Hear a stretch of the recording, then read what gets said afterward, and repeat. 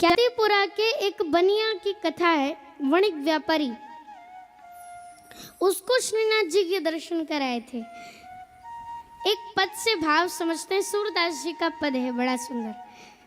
कपट की बैठ्यो हाट लगाई, कपट की बैठ्यो हाट, कपट की बैठ्यो हाट लगाई, कपट की बैठ्यो हाट। सूरदास जी भाव वर्णन कर रहे हैं। एक बार सूरदास जी दर्शन करने जा रहे थे श्रीनाथ जी के। रास्ते में एक वणिक व्यापारी बैठा था, बनिया बैठा था।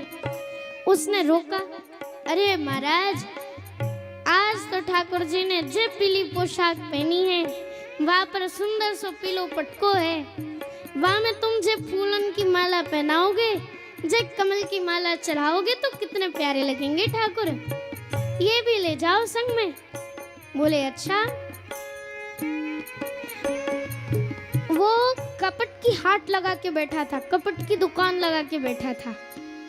और ज्यादा मोल तौल कम तोले, ज्यादा मोल तौल कम तोले।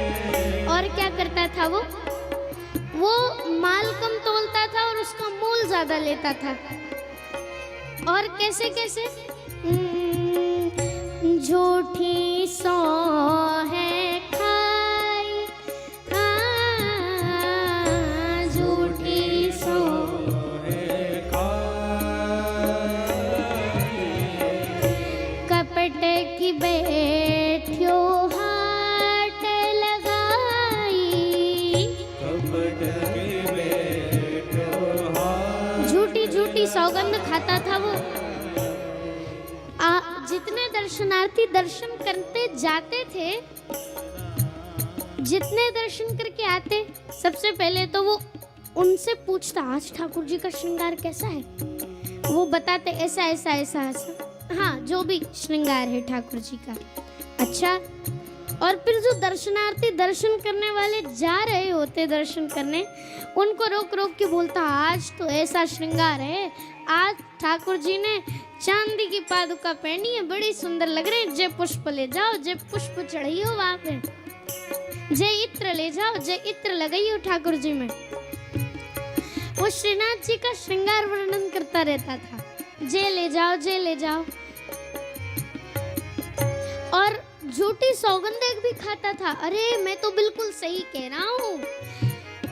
कई लोग उससे फल फूल खरीदते थे तो पता है क्या करता था वो? किसी ने उससे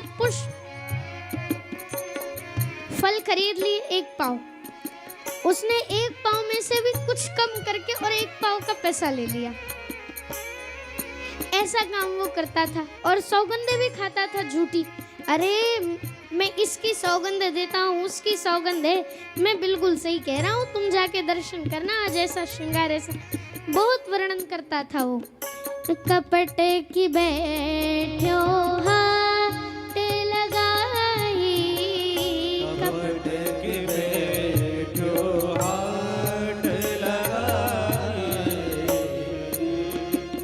हरि दर्शन को हित नहीं आके, हरि दर्शन को हित नहीं आके, हरि दर्शन को हित नहीं आके, हरि दर्शन को हित नहीं आके, राखे बात बनाई,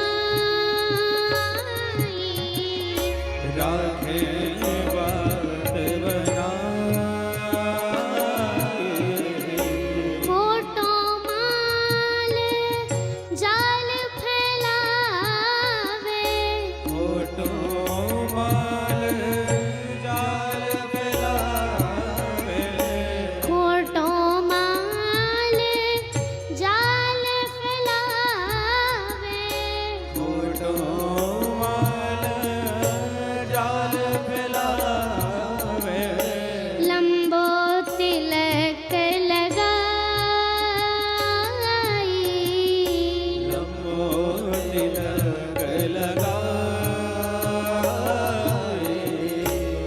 कपट की बैठ्यो हाथ लगाई, कपट की बैठ्यो हाथ लगाई। और वो माल भी कैसा बेचता था? माल भी कोई आज का नहीं, खराब माल बेचता था, पुराना खोटो माल जाल फैलावे।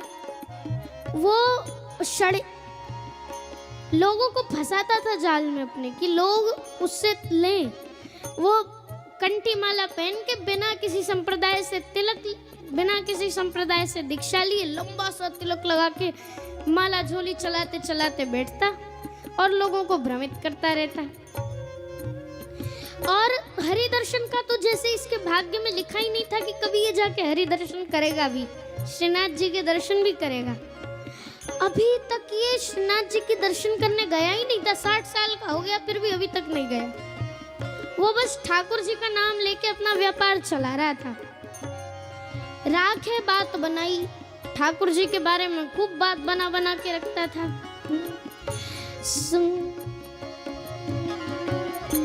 दर्शन जाए ना कहू देव के, दर्शन जाए ना कबहू देव के, दर्शन जाए ना कबहू देव के, दर्शन जाए ना कबहू देव के। कहे सिंगार बनाई, कहे श्रृंगार बना, मन से वो श्रृंगार बना बना के कहता था। वो अभी तक दर्शन करने गया ही नहीं था, पर वो श्रृंगार बना बना के कहता रहता था अपने मन से।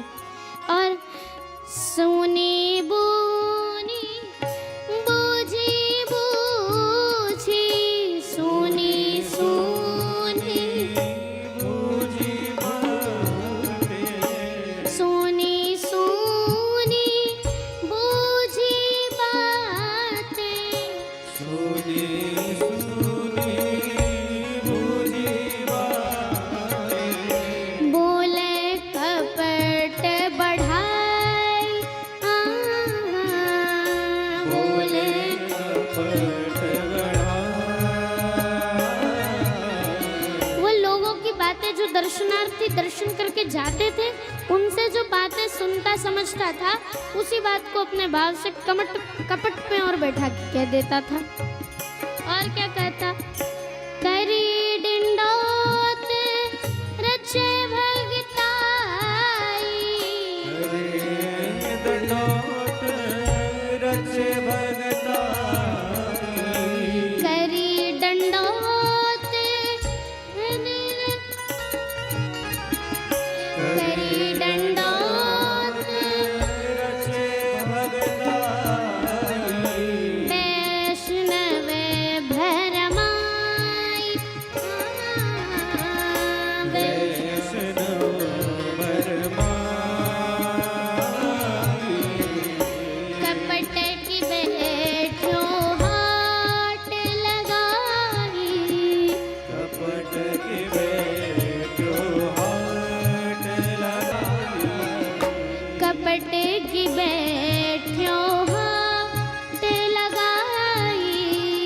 कपट की बैठो हाट। उसका वो लंबा सा तिलक, तुलसी की माला देखकर भक्त उसको दंडवती करके जाते। फिर उनको लगता वैष्णवों को भ्रमित कर देता। वो उसका व्यापार चलाने के लिए वो वैष्णवों को भ्रमित करता, सब उसे दंडवत करते उसकी माला झोली देख करके।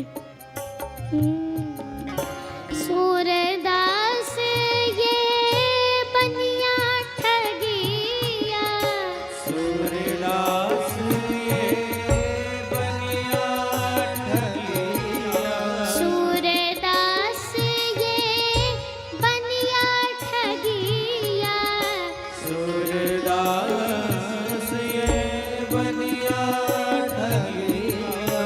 ऊन यही पैत्या,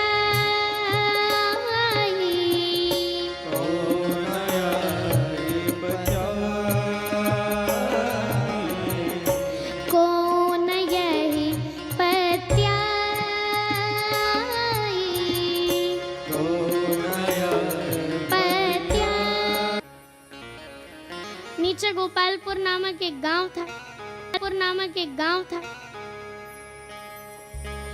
जिसे अब जतीपुरा कहा जाने लगा है। उस वहां पे एक परम लोभी एक वणिक रहता था। वो 60 वर्ष का हो चुका था, लेकिन वो अभी तक श्रीनाथ जी के दर्शन करने नहीं गया भाई।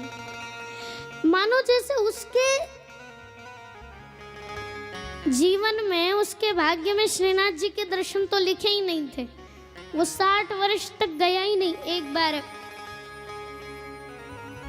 वो चालाकी ये करता कि जो दर्शनार्थी दर्शन करके लौटते उनसे श्रृंगार पूछ लेता, फिर जो दर्शन करने जाते उनको बताता खूब बड़ा बड़ा चढ़ा चढ़ा के। एक दिन ऐसे सूरदास जी निकले दर्शन करने श्रीनाथ जी के। सूरदास जी को बोले, भैया बाबा तनिक एने आओ, तुम रोज यहाँ आते जाते हो, हम ते कुछ लेते ही नहीं। ठाकुर जी तुम पे प्रसन्न ना है, अभी हम देख के बता सकते हैं तुम पे प्रसन्न ना है ठाकुर जी। तुम उनको कुछ काम ना करो, बस जाओ उनको दर्शन करके उन्हें प्रणाम करके पद सुना के भागाओ। ऐसे काम थोड़ी बनता है महाराज। आज ठाकुर जी ने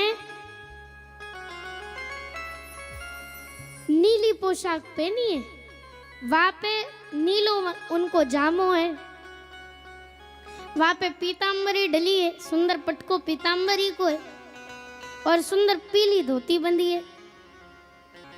वहां पे तुम जे सूरजमुखी के पुष्प की माला चढ़ाओगे कितने सुंदर लगेंगे ठाकुर जी। जे लेके जाओ, जे चढ़ियो।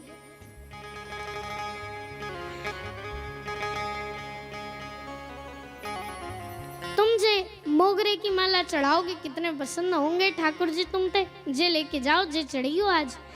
आज मोतिन को श्रृंगार है ठाकुर जी को, जे लेके जाओ, जे चढ़ियो।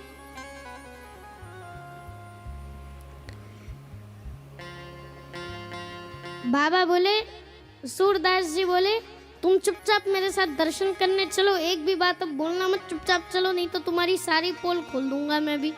तुम्हारा सारा कपट मैं जानता हूँ, तुम्हारी सारी पोल पट्टी में जानता हूँ। चुपचाप मेरे साथ दर्शन करने चलो, नहीं तुम्हारी सारी पोल खोल दूंगा। बोले, अरे बाबा मेरी कौन सी पोल है, मैं तो ठाकुर जी को भजन कर रहा हूँ।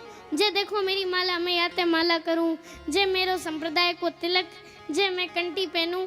देखो मैं तो वैष्णव हूँ, वैष्णव। तुम मोकू का समझा रहे हो, जे मारी कौन सी पोल खोलोगे तुम। बोली तुम बहाने, सूरदास जी बोले तुम बहाने बनाना बंद करो, मेरे साथ चलो चुपचाप। बहुत सारे बहाने बनाए उस ठग बनिए ने, लेकिन सूरदास जी के आगे उसकी एक नहीं चली। सूरदास जी बोले, तुम चल रहे हो या नहीं, मैं तुम्हारी पोल पट्टी खोल दूं। अंत में तो उस वणिक को चलना ही पड़ा सूरदास जी के साथ। सूरदास जी के साथ हो गया। सूरदास जी ने दर्शन कराए श्रीनाथ जी के और गोसाई जी से शिक्षा दीक्षा करवा के उसे भी धन्य कर दिया। और आगे उस वैष्णव ने जितना धन ठाकुर जी के नाम पे कमाया था, उसने वणिक ने वो सारा धन ठाकुर जी के लिए समर्पित कर दिया। इसलिए मैया कहने का तात्पर्य इतना है कि संत की कृपा से कुछ भी हो सकता है। संत तो श्राप भी दे दे तो वो भी आशीर्वाद स्वरूप फलित हो जाता है। एक सर्प था, वो पहले गंधर्व था, लेकिन बाद में उसे सर्प बनना पड़ा। ठाकुर जी ने उसे वो अपने स्वरूप के ऊपर बड़ा गर्व करता था। वाह मैं तो इतना सुंदर, ये वो बड़े स्वरूप पे वो बड़ा गर्व करता था। एक बार एक संत कोढ़ी थे थोड़े से, वो उन संत को देख के उसने मजाक बना दिया संत का। देखो देखो इन संत बाबा को, कोढ़ी बन के घूम रहे हैं, हमको देखो हम कितने सुंदर हैं, हमारा स्वरूप देखो। फिर वहीं अपनी बड़ाई करने लगा। संत को क्रोध आ गया। संत ने श्राप दे दिया, मैं तुम्हें श्राप देता हूं, तुम अजगर बन जाओ, सर्प बन जाओ। वो शरण में गिर गया, मुझे माफ कर दो, मुझे माफ कर दीजिए। बोले संत हृदय नवनीत समाना, संत का हृदय तो नवनीत के समान होता है, माखन के समान होता है। संत प्रसन्न हो गए। संत ने कहा कोई बात नहीं, कृष्णावतार में तुम जब एक समय आएगा जब सभी एक स्थान पे जाके माता की पूजा कर रहे होंगे कृष्णावतार में, उस समय तुम जागरण हुआ होगा रात्रि में और सुबह नंद बाबा को निद्रा आई होगी, तुम वो लेटे होंगे और तुम उन्हें डसने जा रहे होंगे। तब तक आके ठाकुर जी तुम्हारे ऊपर चरण प्रहार कर देंगे, पाद प्रहार कर देंगे और तुम मुक्त हो जाओगे। देखो ये है आशीर्वाद। श्राप भी दिया तो कैसा कि तुम सर्प बनोगे और उसके बाद से वो भी आशीर्वाद में बदल गया। भगवान का चरण स्पर्श कर लिया उस गंधर्व ने, सुदर्शन नामक गंधर्व ने। सुखदेव जी पधारे हैं। सुखदेव जी